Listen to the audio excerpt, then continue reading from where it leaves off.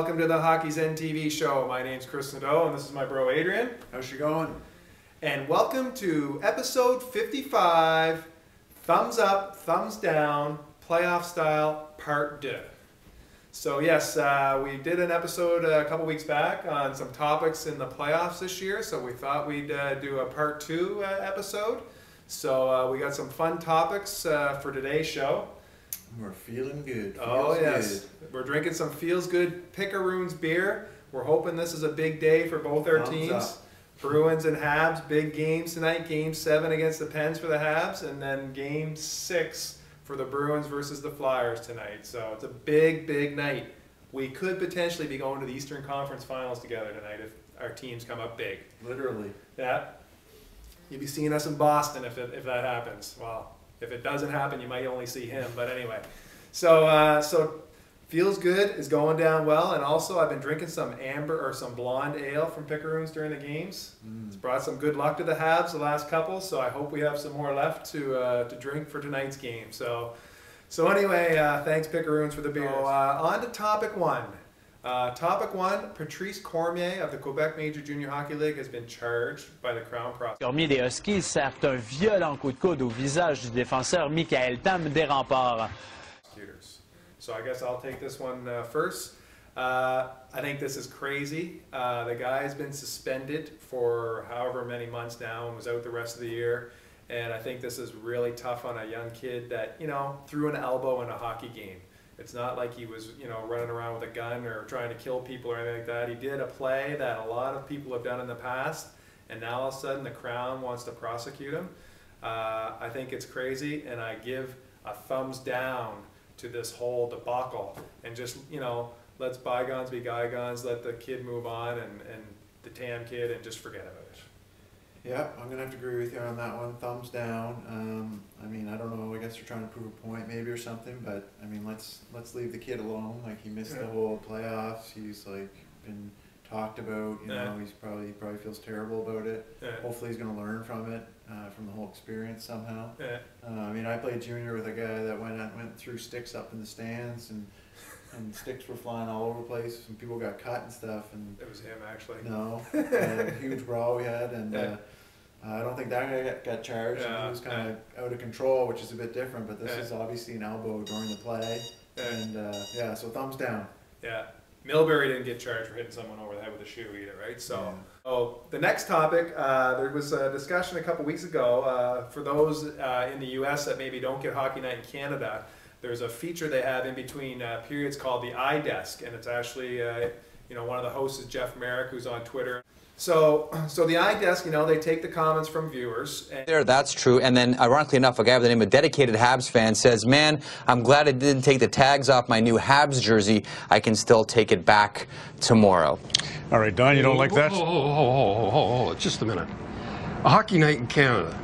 We are being reduced to reading emails from some jerk, like we're in Inquirer or something, Red Luck, Havacock or whatever. That is absolutely ridiculous to be reading emails from jerks on Hockey Night in Canada. I resent it. Obviously Don is not a big fan of reading comments or emails, as he called them, from some people that send it into the iDesk.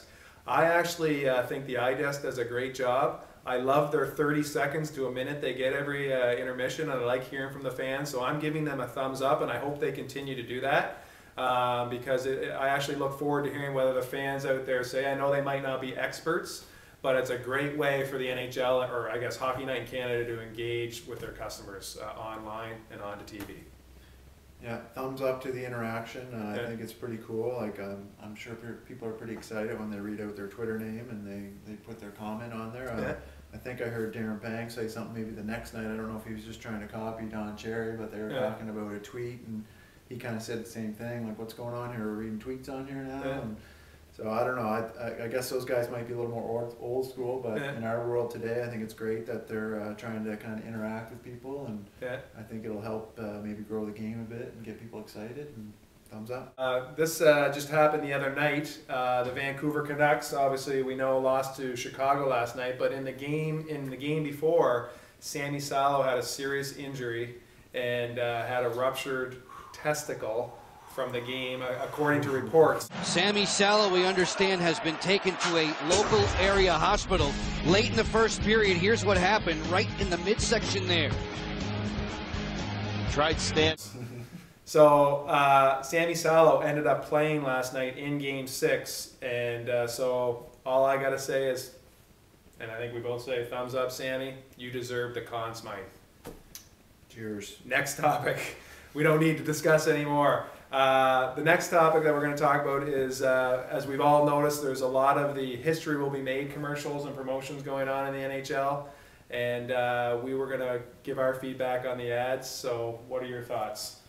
All right, I'll start this one off. I really liked it at first. It was really the first couple, I think, really made me get excited for the playoffs.